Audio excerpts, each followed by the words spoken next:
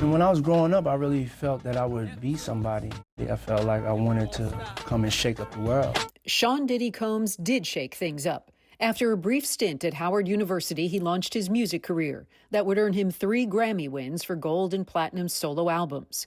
In 1993, Combs founded his own record label, Bad Boy Records, after being fired from Uptown Records. So that adversity kind of pushed me into my bad boy purpose. Among others, Combs signed Christopher Wallace, better known as Notorious B.I.G. Combs produced hit records for him until Biggie was murdered in March 1997. That same year, at age 27, Combs released his debut album, No Way Out, which won the Grammy for Best Rap Album. Trouble found Combs in 1999 when he was arrested in the beating of a music executive. Combs pleaded guilty to a lesser charge of harassment. He was ordered to attend an anger management course. Later that same year, more trouble, after a shooting at a Manhattan nightclub injured 3 clubgoers. Combs stood trial, accused of firing the gun inside the club. He also allegedly tried to bribe his chauffeur into taking the blame for another gun found inside a car Combs shared with his then-girlfriend, Jennifer Lopez. She was never charged, and Combs was acquitted by a jury. I just want to say I give all glory to God. I give all glory to God.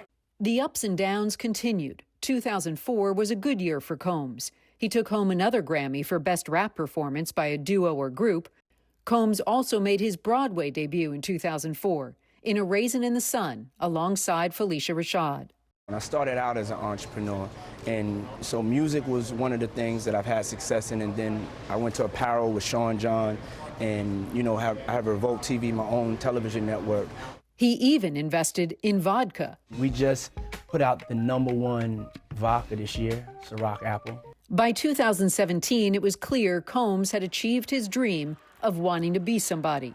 He topped Forbes' list of richest rappers with an estimated $820 million.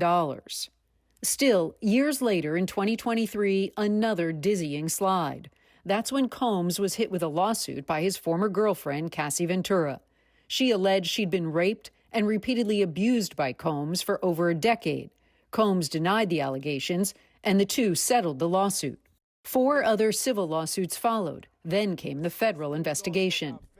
Authorities swarmed the star's homes in both Los Angeles and Miami as the Department of Homeland Security began investigating claims of human trafficking involving Combs. Combs' lawyer at the time told CNN there was a gross overuse of military-level force. A tumultuous life for Combs, the man formerly known as Puff Daddy, P. Diddy, Diddy, and Love. I have different personalities, you know what I'm saying? Nobody knows who's coming downstairs in the morning. Randy, there was a chance that Combs might have actually been headed to Florida tonight had he got bail. Absolutely, Anderson. We thought he might be on a plane by now heading here, given the verdict earlier, but then the judge, of course, denied him bail. But he does have a residence here. It's in an area called Star Island. That is an exclusive community about 80 or 90 miles south of where I am in West Palm Beach. It's a gated community. It's a man-made island in Biscayne Bay in the southern part of Miami Beach. And Anderson, that is the home that federal authorities had searched when the allegations started stacking up against Combs. So we thought maybe if the judge let him out on bail that he might want to get away from New York. It's a quick flight to Florida, get away from some of the chaos surrounding his trial. It would make sense that he would go to his house there. But right now, Anderson, we don't know when he'll be able to return to that home. All right, Randy Kay, thanks very much. My next guest profiled Combs for Vanity Fair back in 2021, spent time with him at his home, and which was about 3 years before Combs was indicted, a little more than 2 years before Cassie Ventura filed her civil suit. The headline of the article, I got a second chance from Puff Daddy to Diddy to Love. UNC Chapel Hill professor and New York Times columnist Tressie McMillan Cotton joins us now. Also, our Kara Scannell is back as well. So, Tressie, there were a lot of reports from inside the courtroom about Combs' demeanor during the trial. You profiled it back in 2021.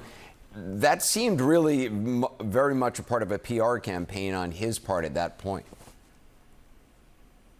Yeah, his behavior and his demeanor, anyway, in court is pretty consistent with what I saw during the hours we spent together for that profile. You know, I went into doing that interview with a couple of questions. I am one of those people that grew up with Bad Boy. I am part of that generation. So I understood him as a cultural figure. I also understood Diddy Combs as a sort of transformational capitalist figure. But I was interested in why this rebrand, why now? And I repeatedly asked him that question when we spent time together. And it became kind of clear to me that this was sort of a tail wagging the dog situation. The rebrand needed to happen, and he was sort of backfilling the narrative as to why, as we were kind of going along. That was my takeaway at the time. Didn't have any indication of what was to come. I will say that when the eventual bombshell allegations started to drop, it didn't feel inconsistent with the person that I had met. This was a rebranding where he was calling himself Love, and I think showed a driver's license at one point that had that as his middle name.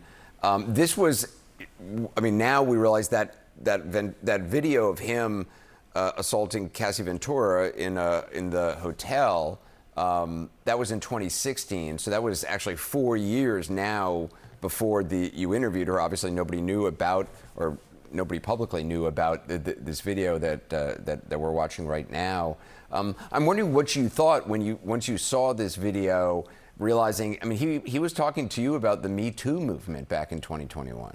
Yeah, that one really stunned me. I got to say, I actually went back to make sure that I remembered this correctly. He is the one who brought up Me Too.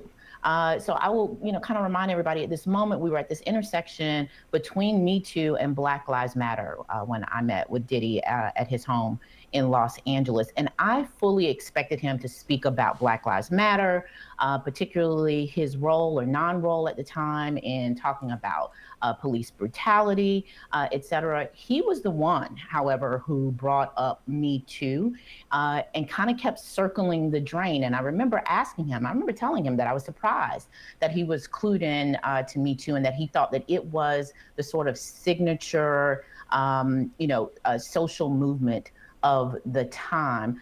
I was never really satisfied with his answer as to why he thought it was important, but he really wanted to get out ahead of the questions about where he saw himself in the culture, and where he thought the culture was at the time was a response to Me Too. He wanted to make the point that he thought Me Too was important and that kind of behavior wouldn't continue. We spoke about it in a very general terms, and I pressed him repeatedly on what behavior and why it affected him so much. But yeah, I was very surprised by his insistence on bringing up Me Too.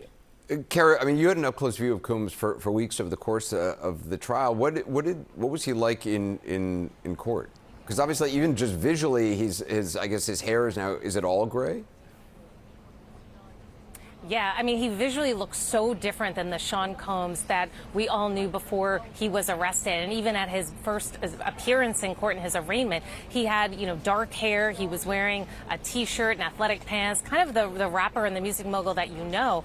But then over the weeks and months leading up to this trial, his hair had turned gray. His appearance in court was one where he was wearing khaki pants. He wore a white button-down shirt with a rotating number of sweaters, crew neck sweaters over it, in a couple of different colors, shades of blue and cream and like a mustard color. So he definitely exuded a much different image than what we know him to be and what the jury even saw of him in some of these sexually explicit videos that the public did not see. But Combs was depicted in some of them.